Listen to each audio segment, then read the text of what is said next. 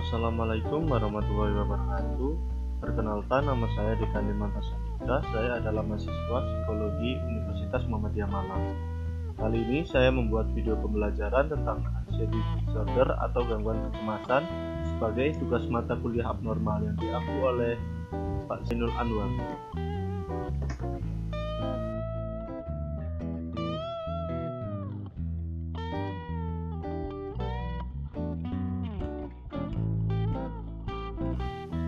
Kami mengerjakan video pembelajaran ini dengan pembagian tugas sesuai yang sudah dibagikan, dan anggotanya adalah saya sendiri, Dekan Dimanta, NIM 176, Putri Regina, NIM 404, dan Fethi Abrizal, NIM 426.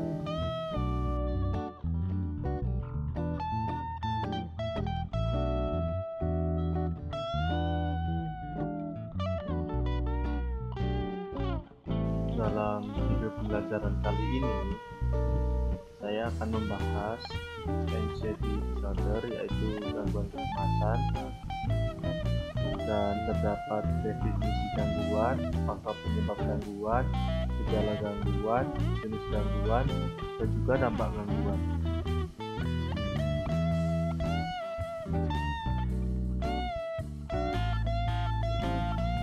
Langsung ke pembahasan pertama yuk, yaitu definisi anxiety disorder atau gangguan kecemasan.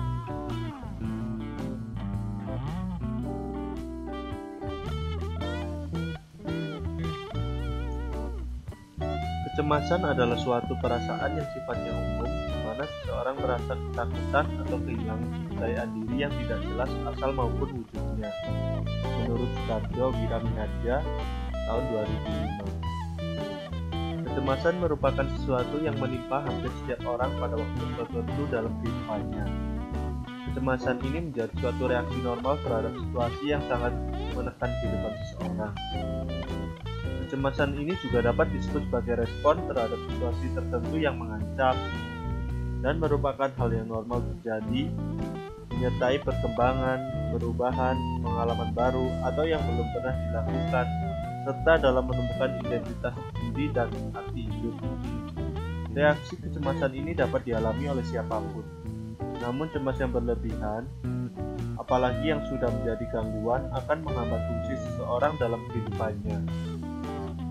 Sehingga dapat disimpulkan bahwa kecemasan adalah rasa takut atau khawatir pada situasi tertentu yang sangat mengancam, yang dapat menyebabkan kegelisahan karena adanya ketidakpastian di masa mendatang, serta ketakutan bahwa sesuatu yang buruk akan terjadi.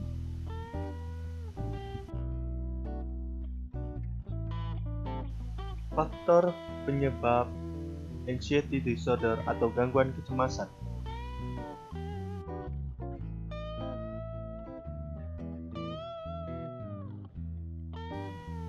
Faktor yang dapat menunjukkan reaksi atau gangguan kecemasan sebagai berikut.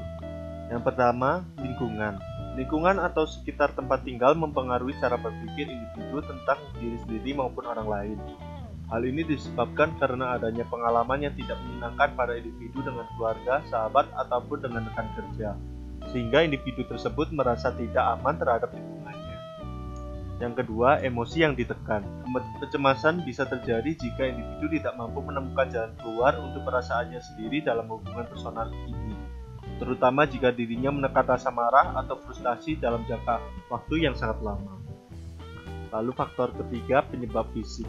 Pikiran dan tubuh senantiasa saling berinteraksi dan dapat menyebabkan timbulnya kecemasan. Hal ini terlihat dalam kondisi seperti misalnya kehamilan, masa remaja, dan sewaktu pulih dari suatu penyakit. Selama ditimpa kondisi-kondisi tersebut, perubahan-perubahan perasaan lazim muncul, dan ini dapat menyebabkan timbulnya kecemasan.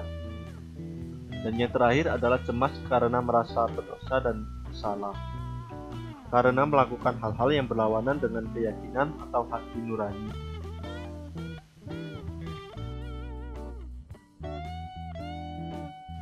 Lalu kita ke pembahasan selanjutnya, yaitu gejala gangguan kecemasan atau anxiety disorder.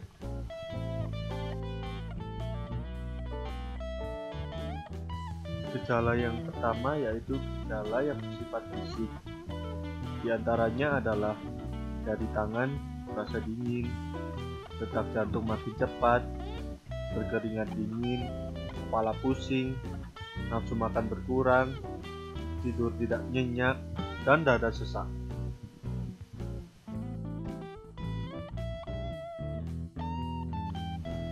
Gejala yang berikutnya yang bersifat mental.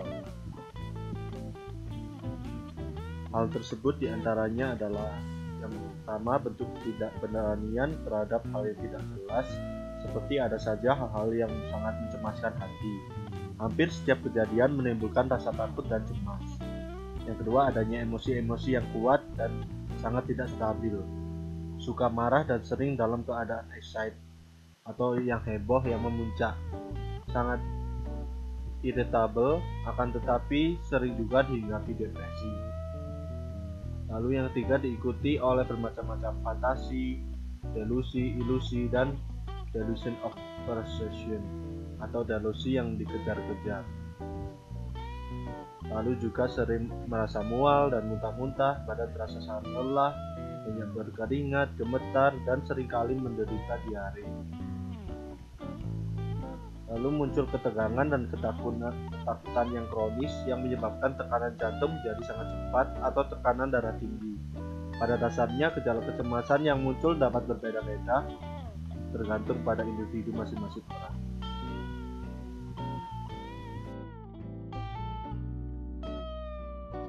Lalu kita ke pembahasan selanjutnya, yaitu jenis-jenis gangguan anxiety disorder atau gangguan kecemasan.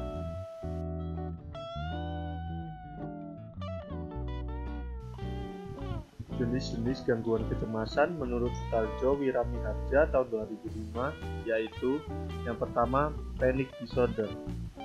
Panic disorder ditandai dengan munculnya satu atau dua serangan panik yang tidak diharapkan, yang tidak dipicu oleh hal-hal yang bagi orang lain bukan merupakan masalah luar biasa.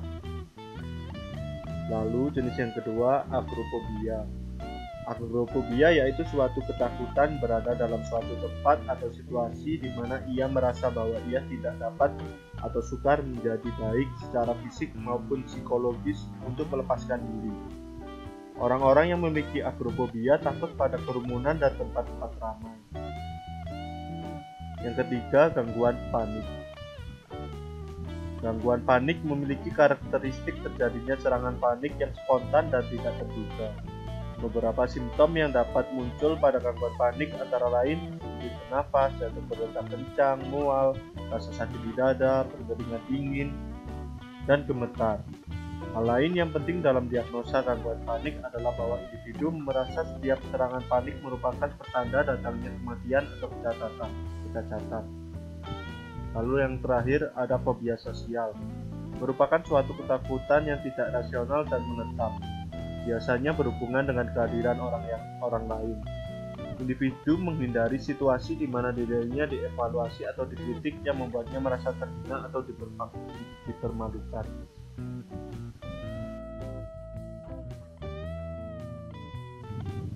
Kita langsung ke pembahasan terakhir, yaitu dampak gangguan kecemasan atau anxiety disorder.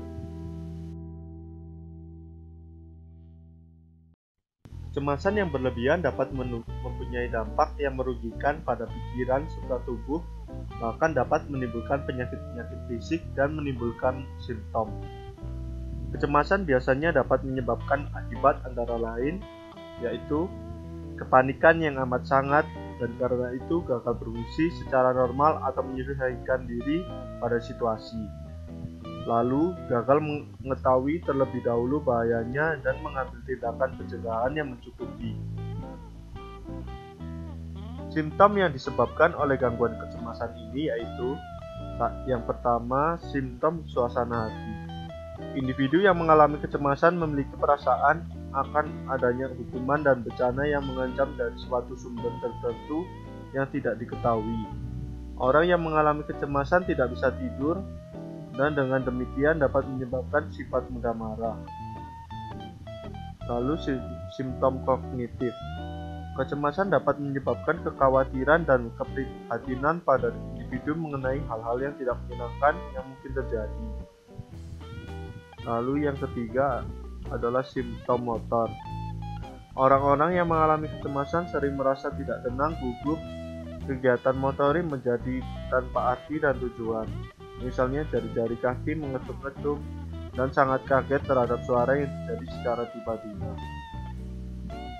Itulah beberapa pembahasan tentang gangguan kecemasan atau anxiety disorder. Kurang lebihnya mohon maaf. Wassalamualaikum warahmatullahi wabarakatuh.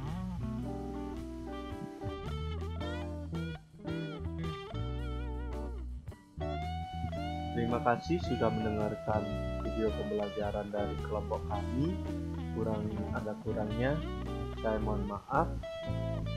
Terima kasih sudah mendengarkan materi yang sudah disajikan.